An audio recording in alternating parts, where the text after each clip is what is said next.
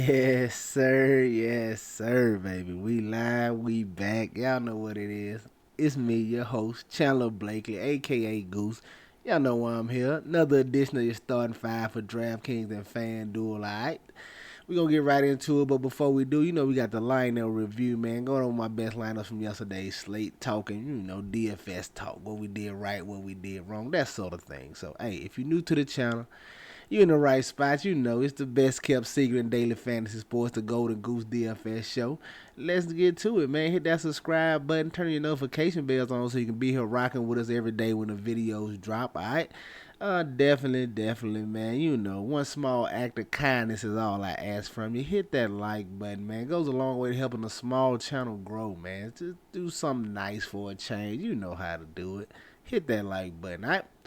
Let's get to it, man. Oh, yeah, don't forget, still live stream today, 11 p.m. Eastern time. I think that's 8 o'clock on the West Coast Pacific time. So 11 p.m., man, get your 11 p.m., I'm sorry. 11 a.m., my bad.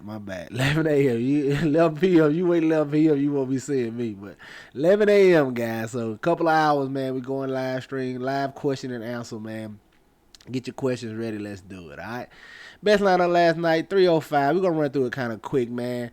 If you caught the starting five on DraftKings, I went with, it was an edited one. The first one was TJ McConnell, Bones Highland, Bruce Brown, Kyle Kuzma, and Clint Capella. Got the news Okongwu was starting, and we got that news Highland was available to play. So I switched it and went Highland, Brandon Clark. All right, should have stayed with Duarte, as you can see. But let's get to it. Yeah, I said, man, just as you can see right here, Duarte, the original guy over Highland. I should have left him in there. I should have gave him to y'all. My bad. But when Highland was root available, all those guys out over there, I just thought it was a great smash spot for Bones Highland. We was wrong on that one. Only 20 fantasy points right at 59% ownership. TJ McConnell, everybody's favorite chalk. Just 31 fantasy points. Okay, 5x. I mean, he didn't win it for you last night, but he didn't lose it either, especially with his ownership. Duarte, man, I had Chris Duarte everywhere yesterday. I told y'all couple slates ago, man. He played well the first part of the season, man, when he was in the starting lineup with Tyrese Halliburton. The guy can shoot a little bit. He's definitely gonna shoot it. That's why I don't mind getting to him, man. But the thing that really did it yesterday was 6 steals. Like, I can't even lie, 6 steals. And that 12 easy ones. So 38 fantasy points for Duarte, very nice at 12%. Kyle Kuzma, 38% on. Got off to a slow start, but he ended up playing well for us. I stayed with Kuzma. I thought he would come in a little lower ownership. Once those Denver Nuggets guys got ruled out, I thought everybody would run to Aaron Gordon and leave Kuzma a little under on, so I stayed there, but he still ended up being pretty nicely on yesterday. Wendell Carter Jr. should have absolutely crushed, man. Foul trouble got me again. Wendell Carter Jr. had 29 fantasy points at halftime. 29. He also had 3 fouls, though, but he had 29 fantasy points at halftime, man. He was supposed to absolutely light this team up with a big double-double, but he got his 4th foul early in the third, set down, man, came in the 4th and salvaged a little bit for us, but he was supposed to crush here, man. Foul trouble got us right here. Bruce Brown, 63% on, 33 fantasy points.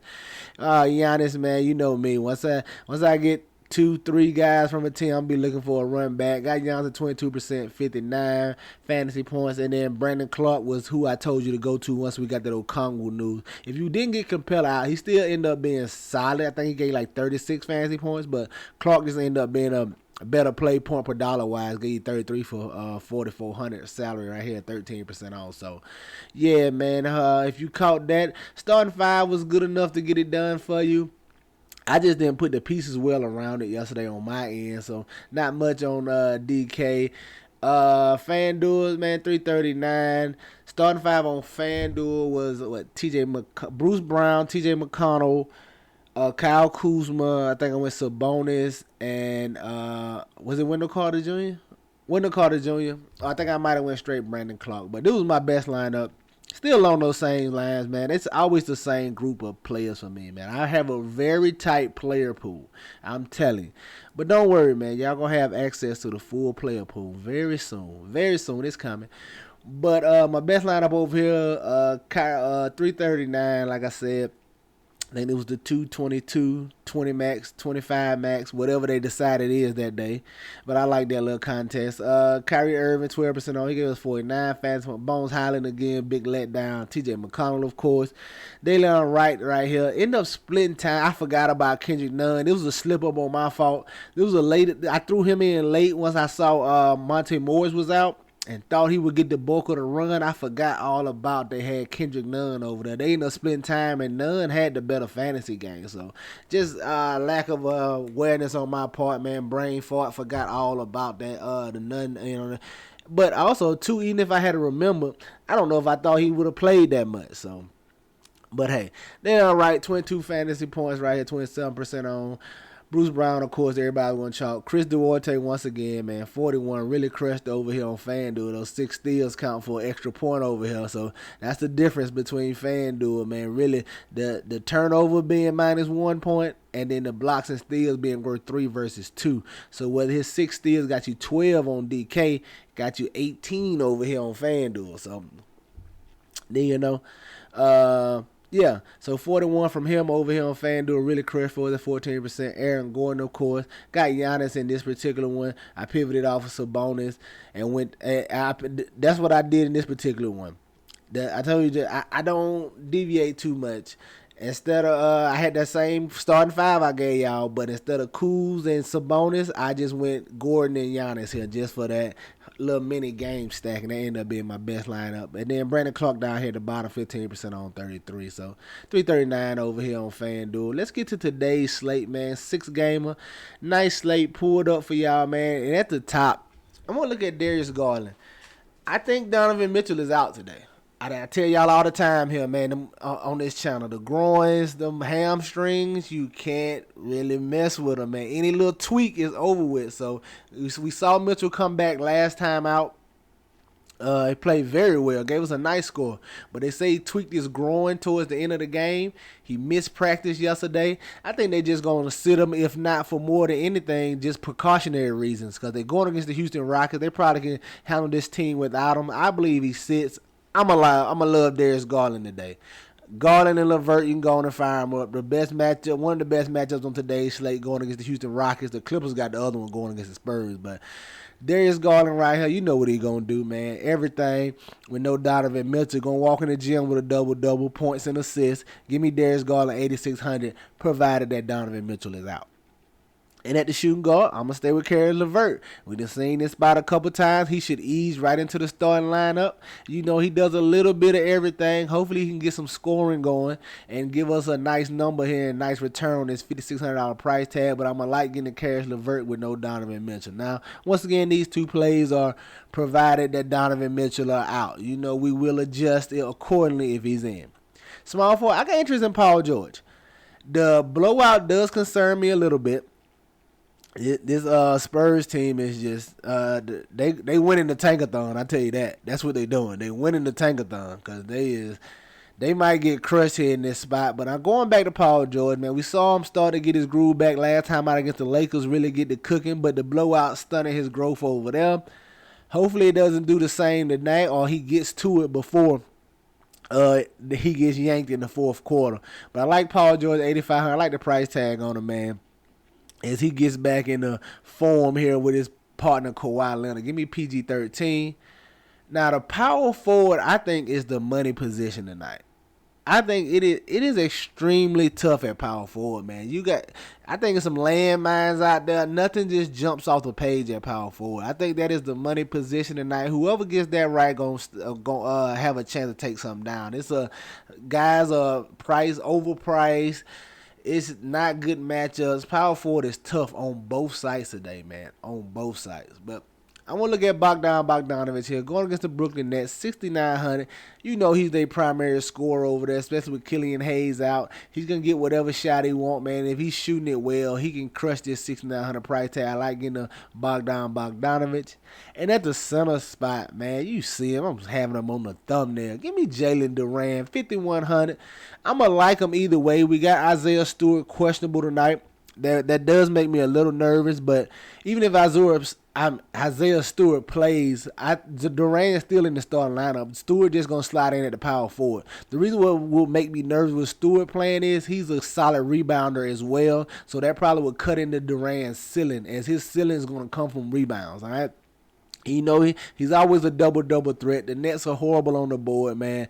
If Stewart is out, I expect a real big game from him on the glass, man. I'm talking about maybe 15 boards here in this spot, especially with the Nets playing last night. Those legs might be a little tired. They're going to be clanking a few more shots, so it should be a few more rebounds for during the grab right here. But he's definitely a double threat.